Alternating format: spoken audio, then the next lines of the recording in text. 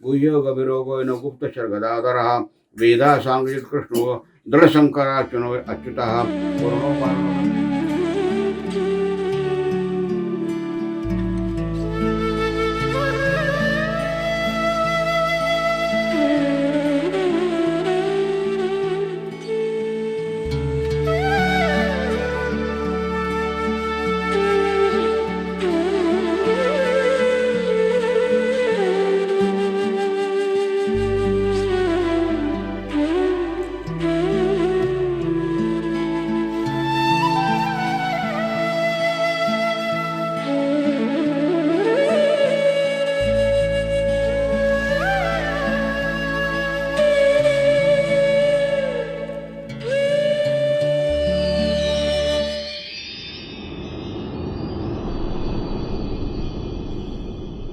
मेरे मामा के घर से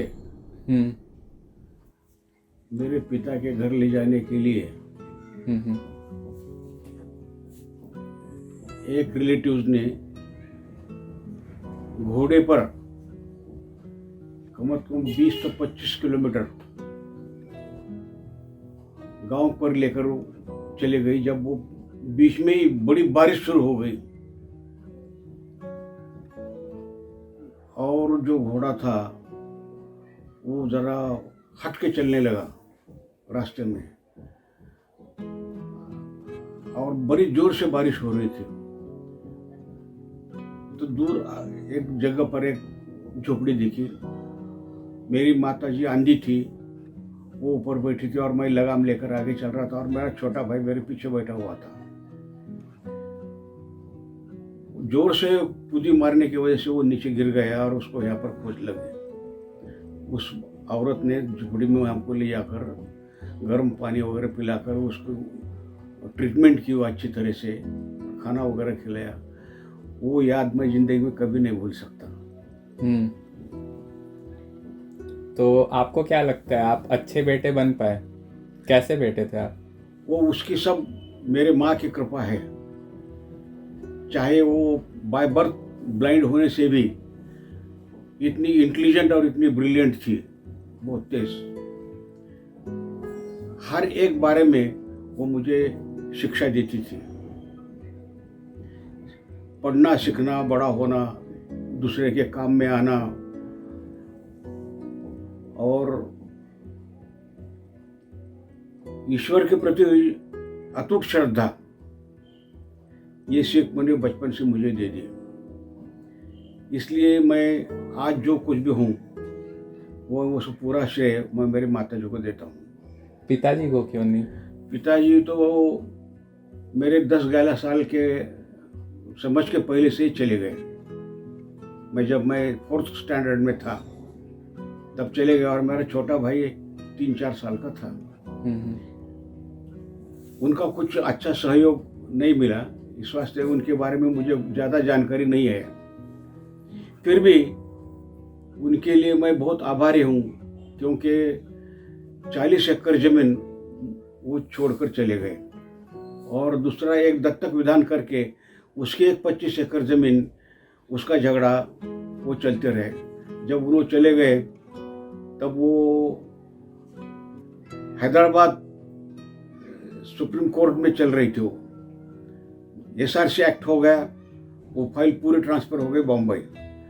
उस वक़्त ना पैसा है, ना जानकारी है, ना उम्र है, ना उम्र का तकादा है, इसलिए कुछ नहीं कर सका। इतना ही उनका शुक्रिया है कि वो हमारे लिए ज़मीन छोड़कर चले गए। अच्छा, तो आपके कितने बच्चे हैं टोटल? मुझे 2 बच्चे और 2 लड़कियाँ। फेवरेट कौन है आपका इन सब में? फेवरेट तो सबसे चाहते हैं लोग छोटा होता है, लेकिन सबसे बड़ा बेटा और ये छोटी बेटी।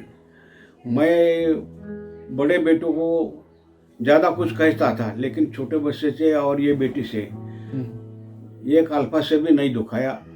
वो सीख ली मैंने कि मैं बड़े बेटे से और छोटे बड़ी बेटी से ज़रा सख्त पेश आता था, लेकिन ये दोनों के लिए मुझे उनकी वजह से सीख मिली कि उनसे मैं एक ज़्यादा हार्ड लैंग्वेज से बातें नहीं किया कभी, और कभी उंगली से चोट नहीं की। अच्छा, तो छोटे बेटे और छोटी बेटी आपके फेवरेट हैं। हाँ, तो इन दोनों में भी अगर कंपटीशन हो तो कौन जीतेगा? मैं बेटी जीती कभी क्यों? भी बेटी, क्योंकि बेटी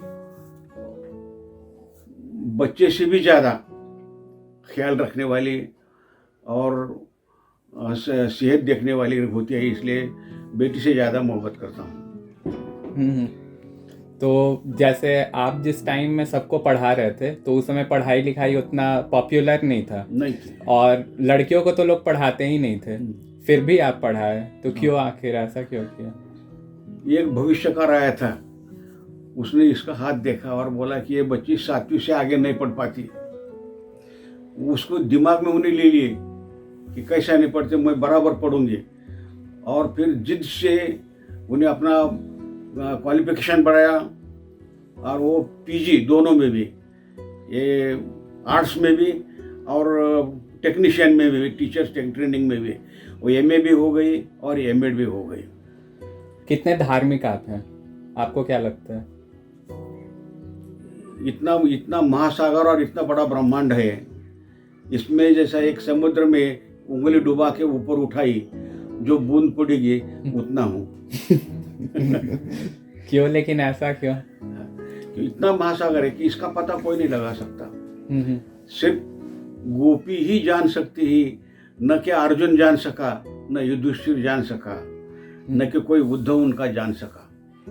कृष्ण का क्या है, राधा से भी ज़्यादा जो गोपियाँ हैं उनकी जो भक्ति है, वो भक्ति पूरे यूनिवर्स में उससे ज़्यादा कोई नहीं जान सकता। वो सीट कोई नहीं ले सकता दूसरा, कि चाहे कितना भी वो राम हो या और दूसरा कोई बड़ा हो। बोलते हैं लोग कि राम नाम का पत्थर समंदर में फेंका तो वो तैर गया, लेकिन राम ने खुद पत्थर फेंका तो वो डूब गया।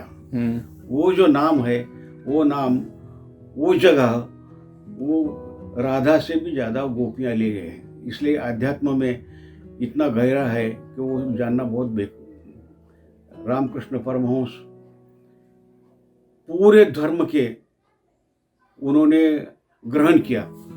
वो मुसलमान बन गए, मस्जिद में रह गए, आनंद आश्रम में रह गए 6 साल में, फिर बाद में क्रिश्चियन का ले लिए, फिर भी वो काली माता को भूल नहीं पा रहे। यानी साकार जो भक्ति है वो, तो गुरु ने उनको कहा कि जब तक ये साकार भक्ति तुम छेद नहीं कर सकोगे, तुमको परम भक्ति नहीं मिल सकती है। तो वो परम भक्ति मिलने के लिए मुझे भी एक गुरु मिल गया, और 8 साल उन्होंने मुझे भारत भर घुमाया, और जहाँ जहाँ जगह दिवाली की 21 दिन तातिलात, 40 दिन धूपकाली की तातिलात, और श्रावण महीना भक्ति के लिए, ध्यान साधना के लिए बहुत सबसे बड़ा भारी होता है, वो 30 दिन लीव लेता था। ऐसे 90 दिन 8 साल उन्होंने मुझे हर जगह भारत के ले जाके ध्यान करके मार्ग खुला कर दिया। आज कुछ दर्शन भी दिए अच्छे, जैसा कि जोशीमठ है, सज्जनगढ़ है, कन्याकुमारी है, गोकाक का धबधबा है, रामकृष्ण परमहंस का बेलूर मठ है, और काठमांडू है। ऐसे बड़ी जगह जाकर 21 दिन उन्होंने साधना मुझसे करा के लिए। नाम क्या था उनका? उनका मल्लप्पा, मल्लेश्वर महाराज बोल के है। अच्छा। और ये जो नरसिंहेश्वर महाराज हैं, ये बीड़ी जत्ती के गुरु हैं। और इनके जो ये जो भाऊसाहेब महाराज हैं, ये सर्वपल्ली राधाकृष्णन के गुरु हैं। अच्छा। यानी ये संप्रदाय में, इंचगिरी संप्रदाय बोलते हैं, ये संप्रदाय में राष्ट्रपति, उपराष्ट्रपति, निजलिंगप्पा, अध्यक्ष, ऐसे जड़े बड़े बड़े लोग ध्यान साधना के हैं। आप पहले सुना है कि मेडिटेशन के लिए आप 2-3 महीने बाहर भी चले जाते थे। हो। क्यों, ऐसा क्यों करते थे? क्योंकि एकांत लेने के लिए, और सब ये जो प्रपंच जो है उसका असर नहीं होना, इसलिए गुहा में रहना, झोपड़ी में रहना, और सिंपल खाना, सिंपल रहना, ये उसका तपश्चर्या करने के लिए उसकी ज़रूरत होती है। इसलिए बाहर जाना लाजमी समझते थे। तो और हर जगह का हर एक इम्पोर्टेंस अलग है।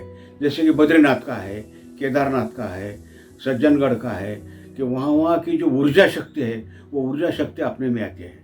वो ऊर्जा शक्ति अपने में लाकर ध्यान साधना इजी बनाने के लिए काम में आती है। इन लोगों के अलावा आपके लाइफ पे किस महापुरुष का इफेक्ट रहा है? ये लोग तो धर्म के हैं लोग, हाँ, तो धर्म के अलावा कोई हो तो? धर्म की संकल्पना बहुत सारे लोगों के अलग अलग ढंग से है। हम्म। कोई पारंपरिक धर्म मानता है, कोई सदगुरु का धर्म मानता है, कोई मानवता धर्म मानता है। पर मानवता धर्म अनुसरण जो करता है और जिसके लिए वो फायदेमंद होता है वो उसका अनुसरण करता है। लेकिन सबसे जो है जे देखिए भूत, जे देखिए भूत, ते मानिए भगवंत, ये सबसे बहुत ज्ञानेश्वर का सबसे बड़ा परिणाम है। क्या मतलब है इसका? परमात्मा देखने के दो मार्ग, एक तो अपने भीतर जाके तुम देखो, मिल सकता है ध्यान के अंदर। और उन्होंने जो बताया है कि ये चराचर में जितने जीव हैं, ये चाहे वो जड़ हो, चेतन हो या अचेतन हो, वो सबके अंदर वही है। ये कल्पना लेकर उनके साथ उसी प्रकार का बर्ताव करना, भेद नहीं कि ये सुअर है, ये भैंस है, ये बैल है, ये नीच है, ये उच्च है, ये स्त्री है, ये पुरुष है, ये ब्राह्मण है, ये फलां जात का है। इसी प्रकार के जो भेदातीत अनुभव, ये धर्म का सही रिवाज है। क्योंकि सबके अंदर परमात्मा स्वरूप देखने की जो दृष्टि है, वो दृष्टि मिलना आवश्यक है धर्म की। जे देखिए भूत, यानी जो जीव सृष्टि है, जड़ हो, चेतन हो, अचेतन हो, वो परमेश्वर ही उसमें है, वो देखने की रीत है। और दूसरा जो है परमेश्वर, बाहर कोई भी कुछ भी नहीं, ये सब खत्म होने वाला है। चाहे वो ब्रह्मा हो, विष्णु हो, महेश हो, कोई हो, वो भी नष्ट होने वाला है। ये जो अंतर का आत्मा स्वरूप है, परमात्मा स्वरूप है अपने हृदय में, उसके अंदर देखने की वो एक रीत है। दोनों में से एक पकड़ सकते हैं। आपका कौन सा दोस्त आपके बहुत करीब रहा है? अभी नहीं रहा वो, नाम क्या था? वो शंकर शाहने बोल के है, और दूसरा एक मुसलमान का शेख है। शेख है अभी, बहुत करीब, बचपन से बहुत अच्छे दोस्त रहे। वो दोस्त ये बोलता था, तुम क्या हो मुझे ये देखना नहीं, मुझे इतना ही मालूम है कि मुझे तुमसे प्रेम करने का है। तुम कैसा भी हो, इससे मुझे कोई ज़रूरत नहीं है। मुझे इतना ही मालूम है कि मुझे तुमको तुम्हारी दोस्ती करनी है और मुझे तुमसे प्रेम करने का है। कोई कुछ याद हो उनके बारे में, कोई किस्सा? बीएड के लिए हम दोनों सिलेक्शन हो गया था, लेकिन मैं नहीं जाना चाहता था। मुझे एमए पार्ट 1 निकाला था, पार्ट 2 मुझे करने का था, और उसका सिलेक्शन होकर चले गया। जब मैं नहीं आता बोला तो उन्हें अपना भी बीएड का छोड़ दिया और मेरे पास आके बैठा कि तू अगर नहीं आता तो मैं भी नहीं आता। फिर बाद में मैं मेरा भी बीएड का, एमए का स्टडी छोड़कर उसके साथ एमए किया और दोनों भी चले गए। जब यहाँ बीएड पे चले गए तो मुझे प्रिंसिपल बनना चाहते थे वो इंस्टीट्यूट वाले, लेकिन मैं बोला मेरे बजाय ये जो शेख है इसको प्रिंसिपल बनाओ, मैं इसके हाथ के नीचे काम करने के लिए तैयार हूँ। दोनों भी आधा घंटा नहीं तुम बनना मैं बनना ये चल रहा था। फिर बाद में हमने चिट्ठियाँ निकाली, टॉस करे तो बराबर उसकी शेख की चिट्ठी निकाली और वो प्रिंसिपल बन गया। तो खुशी हुई इस बात हाँ, से? मुझे खुशी हुई। और जब उसको नहीं लेना चाहते थे दूसरे मरतबा, सेकंड टाइम, तो मैं भी वो बीएड छोड़ के चले गए। हम दोनों भी एकदम बीएड छोड़ के दोनों भी चले गए। यानी चंद लोग बोलते थे कि इंटरनेशनल एकता है, बोलते ये एक की शेंडी और एक की दाढ़ी, दोनों एक के। अच्छा, तो और आपके लाइफ का कोई ऐसा किस्सा है जो आप आज तक किसी को नहीं बताया लेकिन अब बताना चाहते हैं? ऐसा तो कुछ है ही नहीं, क्योंकि सादा सादा जीवन था, सरल सरल जीवन था। और जो भी कुछ है मैंने ये तय कर लिया था कि मैं कुछ मेरे पास कुछ न रखूं, जाते समय मैं कोरा होकर जाऊं। जैसे चदरिया जीने जीने। कुछ गलत भी किया तो भी मैंने मेरे मिसेस को बता दिया एकांत में कि मेरे हाथ से ये गलती हो गई है, आप माफ़ करें तो माफ़ करो, और या शिक्षा देते हैं तो शिक्षा दो। तो ऐसी कौन सी भी चीज़ मैंने आज तक मेरे अंदर नहीं रखी जो मित्र से मैंने छुपाई, या मेरे बेटे से मैंने छुपाई, या मेरे मिसेस से मैंने छुपाई। मैं ये जिसको बोले ओपन बुक बोलते सर, वैसा ओपन बुक रखा मैं। एक किस्सा ऐसा है कि मैं परंडा जब चले गया तो एक लड़की एक तरफी प्रेम जिसको बोलते वो करना शुरू कर दी। मैं उसको बहुत समझाया कि मैं और तू ये चीज़ ठीक नहीं है, मैं आखिर टीचर हूँ और तुम्हारी ज़िंदगी बहुत कुछ पड़े वाली है। इंग्लिश के पेपर में उसने जब खत लिखना था तो उसने मेरे नाम का खत लिख दिया, यानी पेपर में एनुअल एग्जामिनेशन में। और वो दूसरे की इंग्लिश के टीचर तपासने इंस्पेक्टर उन्हें देखी, सर ये देखो तुम्हारे नाम का लव लेटर इसके अंदर लिखे बोल के ये फाड़ के मेरे पास ला कर दे दिए। तो मैंने वो लेटर मेरे बेटे को भी बताया और मेरे इसको भी बता दिया और उसको पिताजी के सामने बता के उसको अच्छा तरह से समझा दिया। यानी सही है। तो फिर आप अभी बोल रहे थे कि आपको कोरा होके जाना है। हाँ, ये आपका फिलॉसफी है। लेकिन आपका ये जैसे ये रूम देखने पे लगता है कि आप सब कुछ बहुत कलेक्ट करते हैं, बहुत सहेज के रखते हैं। हाँ। तो ऐसा क्यों करते हैं? मेरी एक अंडरस्टैंडिंग है इसमें, मैं बताता हूँ सबके साथ भी कि जब मैं ये मेरी काठी मेरी नहीं है, ये मेरी साली साहिबा की है, वो चली गई, उन्होंने मेरे को ये दे दिया कि ये उनकी याद तुम्हारे पास रहने दो बोल के। अब वो उनकी थी, अब ये मेरी हो गई।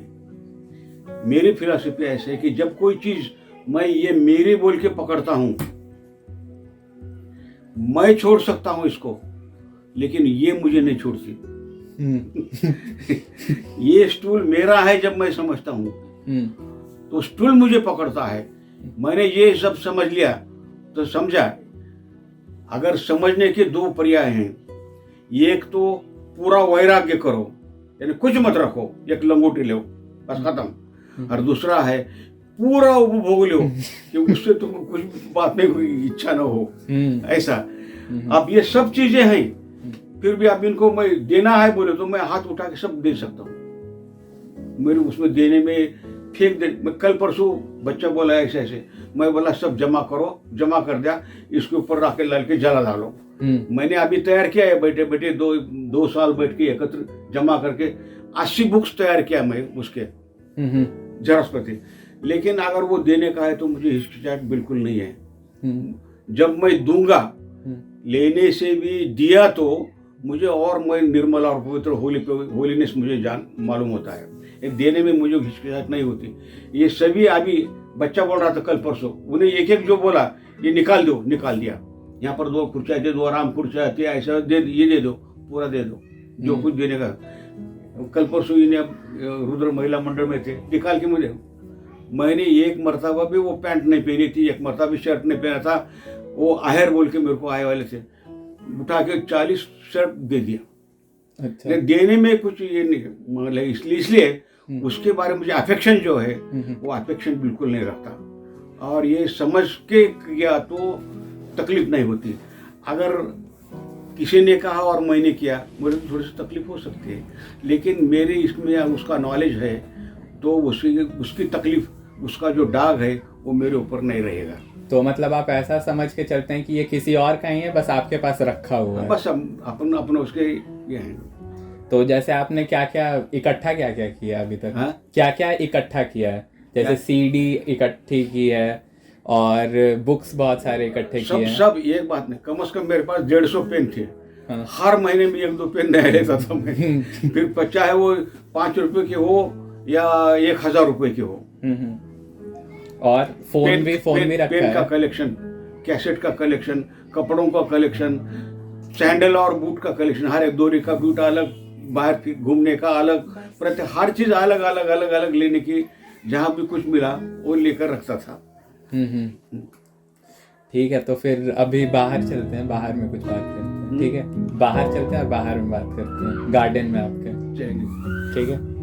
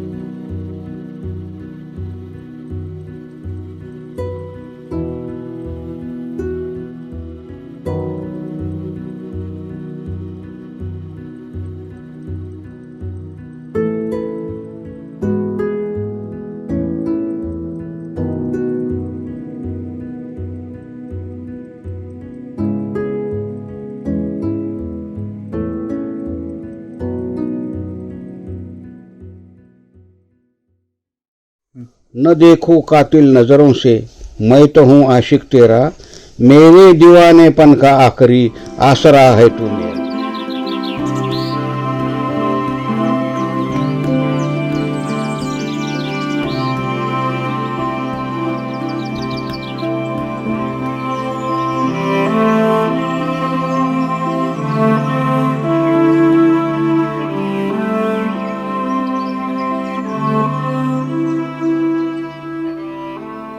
निसर्ग के साथ रहने से दीर्घायुष्मान भी बढ़ता है और इसके अंदर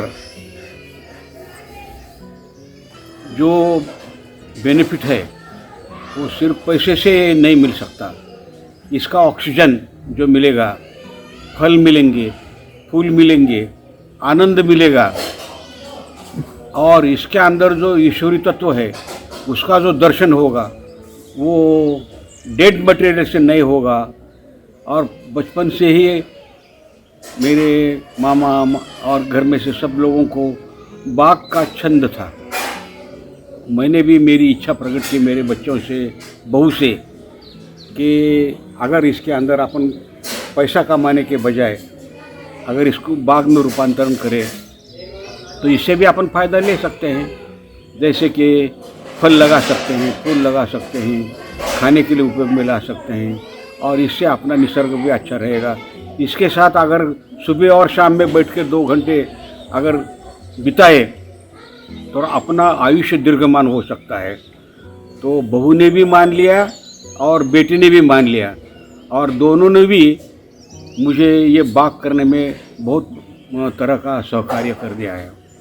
बहुत फिट हैं आपके एज के हिसाब से। हाँ। रीज़न क्या है इसका? तो इसका कारण एक है कि वक्त पे खाना, वक्त पे सोना, अच्छा डाइट लेना और सबका श्रेय मैं बड़े बेटा और उसके बहू को देता हूँ कि उन्होंने हमारे दोनों की बहुत बढ़िया दिल से देखभाल की है।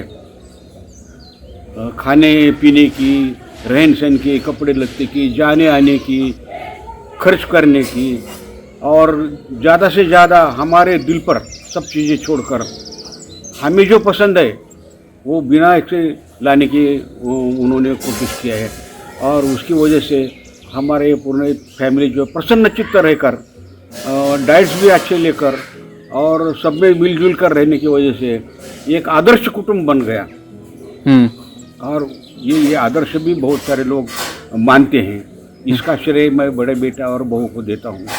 अच्छा। उनकी जो देखभाल है वो सुबह से शाम तक हमारे पहले सब होने के बाद हम सोने के बाद उन्होंने सोते, हम खाने के बाद उन्होंने खाते, चारों मिलकर एक मरतबा खाने का, पीने का, डाइट्स अच्छे देने के, डाइट फ्रूट्स देने के और टाइम पर मेडिकल ट्रीटमेंट देने की, ये सब चीज़ें उन्होंने बहुत अच्छी तरह से देखभाल की है। छोटा बच्चा भी वैसा उसी प्रकार से देखभाल करता है। इसलिए हमारी तबीयत, हमारे मिसेस की तबीयत बहुत अभी अच्छी सेहत है। हम मेरे बगैर चश्मा मैं पढ़ सकता हूँ, हार्ड चीज़ें मैं खा सकता हूँ, मुझे जब सोना चाहता हूँ जब सो नींद आती है। मेरे आध्यात्मिक मार्ग में जो खर्च है वो भी उन्होंने सहन कर लिया। दान धर्म करना है, खाना पीना है, लोगों का आगत स्वागत है, कोई प्रकार की जात धर्म संप्रदाय भेद नहीं मानना, सबको अपना मानना, ये चीज़ें उन्होंने अपनाई। और वो मुझे वो आनंद जो मिला, वो आनंद से मेरा लाइफ जो है तो बढ़ गया। तो अभी जैसे आप बहुत सुखी हैं, संपन्न हैं, लेकिन बचपन में तो ऐसा नहीं होगा, बहुत स्ट्रगल होगा, तो वो उसके बारे में बताइए। बचपन में स्ट्रगल एक 2-4 साल मुझे मिला, लेकिन मेरे माँ का आशीर्वाद कुछ अच्छा हो। मैंने पहले गांव में खेती रहते हुए भी वो हमारे नाम से नहीं होने की वजह से मैं माधोकरी 1 साल माधोकरी मांगकर मैं 1 साल पूरा एजुकेशन किया। माधोकरी मतलब क्या होता है? यानी 5 घर भिक्षा मांगने का, ओम भवती भिक्षा दे बोल के मांगने का, उन्होंने जो देते हैं वो लेकर आकर खाने के रहने का। 5 घर भिक्षा मांगने के, ओम भवती भिक्षा दे बोल, कारण वो ज़मीन वगैरह कुछ हाथ में नहीं आया था, तो खाना पीना रहने सहन कैसा करना, तो उसकी वजह से वो 5 घर मधुकर कल वो गांव छोड़ के चाकुर में आ गया। बहुत छोटा गांव था, 50 गांव का खेड़ा था कलकोटी, वो छोड़कर हम चाकुर बड़े गांव में आ गए और वहाँ पर रहने लगे। तो 5 ब्राह्मण के घर भिक्षा मांगने के और रहने का। सफलता किसको बोलेंगे आप? सफलता की हमारी वजह से